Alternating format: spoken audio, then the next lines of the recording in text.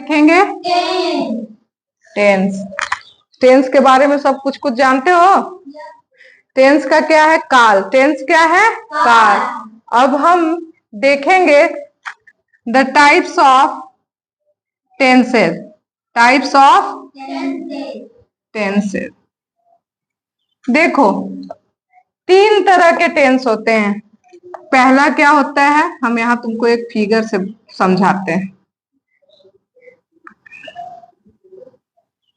एक चार्ट बनाते हैं। पास्ट टेंस क्या होता है? Past tense. दूसरा क्या होता है? Present tense. क्या होता है? Present tense. तीसरा क्या होता है? Future tense.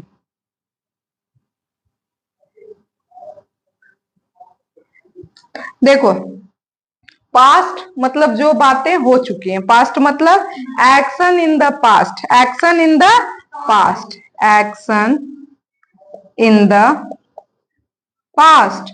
जो चीजें क्या हो, बीत चुकी हैं। ठीक है, जैसे last Sunday, last night, last day, मतलब जो चीजें क्या हो चुकी है, घटित हो चुकी हैं, उसके लिए क्या कहते हैं? Past tense.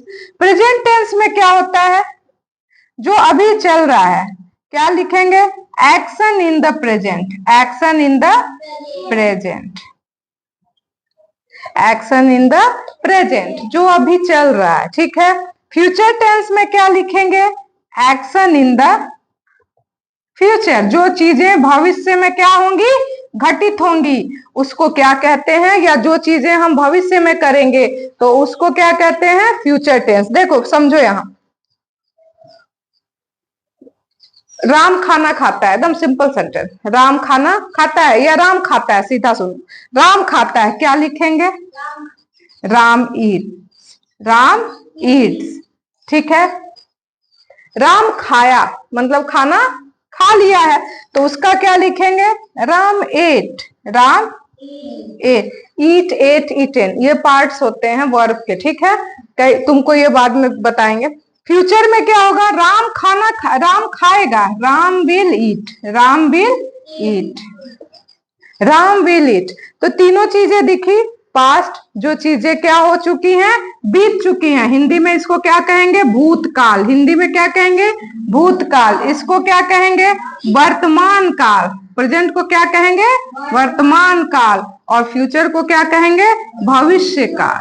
भविष्यत काल या भविष्य काल। तो ये क्या हो गया? हमारा तीनों टेंस हो गया। ठीक है। प्रेजेंट टेंस क्या देखेंगे? Present tense. इसको रब कर देना।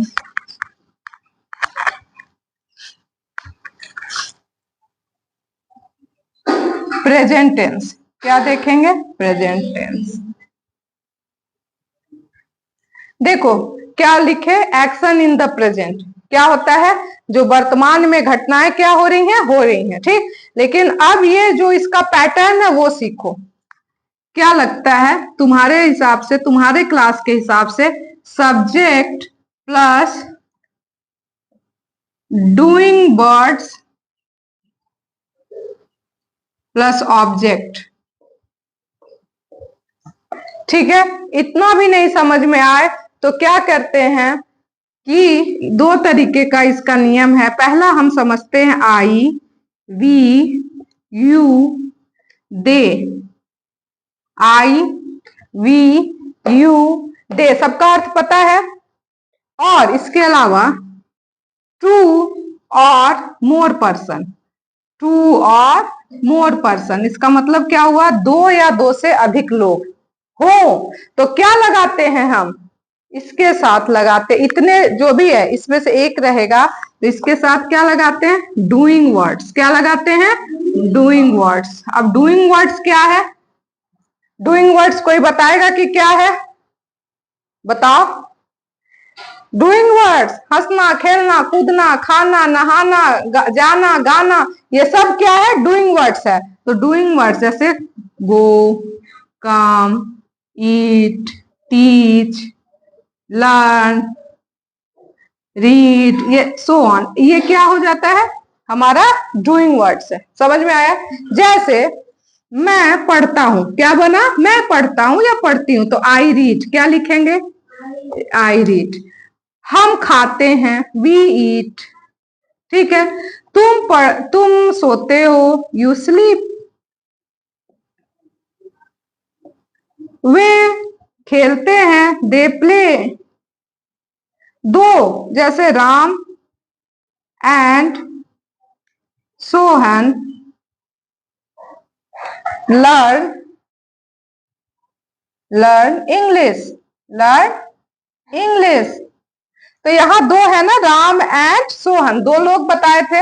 अब दो से ज्यादा भी हो और भी नाम लिख लो, जैसे सीमा, कविता एंड मीना सिंग्स, सिंग्स नहीं सिंग, क्या होगा, सिंग अ सॉन्ग।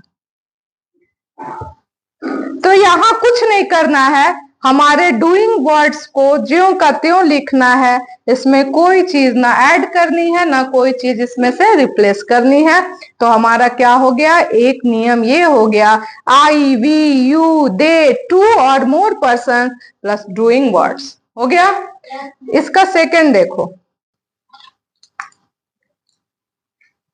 ही शी ईट और सिंगल पर्सन, क्या हो गया, सिंगल पर्सन। सिंगल पर्सन का मतलब एक नाम रहे, तो इसके साथ क्या लगा देते हैं, प्लस डूइंग वर्ड्स, और डूइंग वर्ड्स के साथ क्या लगता है, यस या यस प्लस ऑब्जेक्ट अगर हो तो, ठीक है। He she it single person plus doing words, और उसके साथ क्या लग जाता है, यस या यस। अब ध्यान से देखो, वह पढ़ता है, पहले लिखा है, इसके पहले बोले मैं पढ़ता हूं या पढ़ती हूं, तो आई रीड था, वह पढ़ता है, ही रीड्स, क्या हो जाएगा, ही रीड्स, क्या हो गया, यस जुट गया। वह खेलती है, सी प्लेज, इसके साथ भी क्या हो गया, यस जुड़ गया। अब सिंगल पर्सन, किसी का नाम लो, रमा सिंग्स, क्या हो जाएगा, सिंग्स ए सॉन्ग। उसमें जब एक से ज्यादा लोग थे तो क्या था, सिंग ए सॉन्ग, और यहाँ सिंगल है तो क्या हो गया, सिंग्स अ सॉन्ग। किसी को कोई दिक्कत, तो ये समझ में आ रहा है कि इसके साथ ही शी इट या सिंगल पर्सन के साथ जब डूइंग वर्ड्स होता है तो उसके साथ क्या लगता है, यस या यस। समझ में आ गया।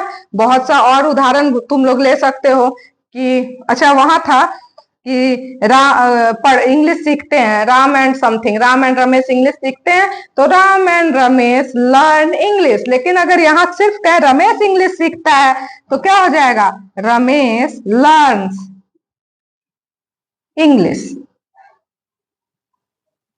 तो इसमें लर्न में क्या जुट गया, यस जुटा। तो ये समझ में आ गया, किसी को कोई दिक्कत, वेरी गुड। एग्जाम्पल देंगे, क्या देंगे, एग्जाम्पल्स, और उसको तुमको कुछ वर्क देंगे कि तुम बताओ, यहाँ एक वर्कशीट की तरह दे रहे हैं और उसमें तुम लोग जल्दी जल्दी बताओगे कि क्या है, इसमें क्या लगेगा, वर्ब में हम क्या जोड़ेंगे, यस या यस जोड़ेंगे डूइंग वर्ड्स में या नहीं।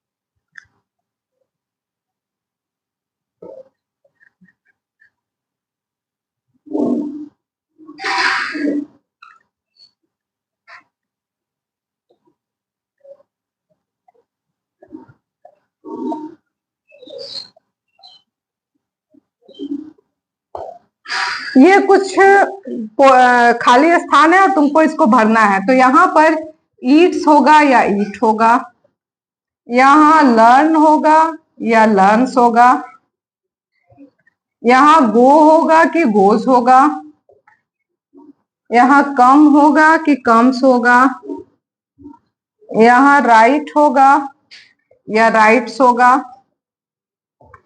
यहाँ प्ले होगा या प्लेज होगा, यहाँ वॉच होगा या वॉचेज होगा, ये बताना है। देखो ही के साथ ईट्स होगा कि ईट होगा, ईट्स क्या होगा, ईट्स, तेज बोलो, ये क्या हो गया, eats. He eats mango, he eats a mango. Ravi learn होगा कि लर्न्स होगा, लर्न्स होगा, वेरी गुड, क्या होगा, लर्न्स। समझ में आ रहा है। आई गो टू स्कूल होगा कि गोज टू स्कूल होगा, go to school, very good, I go to school. You के साथ क्या लगेगा, कम लगेगा कि कम्स लगेगा, कम लगेगा। क्यों, हम दिखाए थे ना, आई वी यू दे के साथ क्या लगता है, वो ओनली डूइंग वर्ड्स, उसके साथ यस या यस नहीं जुटता, तो यहाँ क्या होगा, यू कम। सोहन के साथ क्या होगा, राइट या राइट्स, राइट्स, क्या होगा, writes a poem. Sunny play cricket या प्लेज क्रिकेट, प्लेज, क्या हो गया, plays, plays cricket, very good.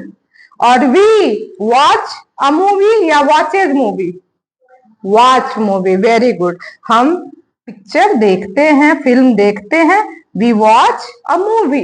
समझ में आ गया। और देंगे हम तुम लोग को होमवर्क, इतना नोट करो।